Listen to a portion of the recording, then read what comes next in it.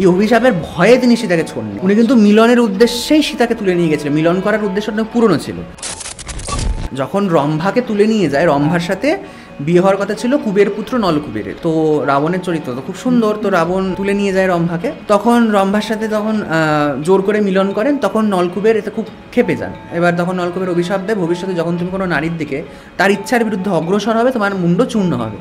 এই জন্যই কিন্তু রাবণ সীতার দিকে পা বাড়ায়, তুলে নিয়ে গিয়েও পা বাড়ায়। সাধু ছিল না কিন্তু রাবণ, ঠিক আছে, সাধু ছিলেন না।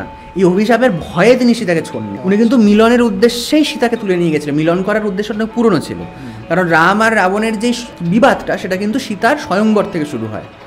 সীতার স্বয়ংবরে রাবণ যান। রাবণ অহংকার এর প্রতীক ছিল, তাই রাবণ কোনো মতে হরধনুটি মানে শিবের পিনাক ধনু তুলতে পারে না। রাম তুলতে পারেন, রাম যেহেতু নিজেই শিব, রাম তুলতে পারেন, ভেঙে ফেলেন, বিয়ে হয়ে যায়। সেখান থেকে একটা বিবাদ তৈরি হয়।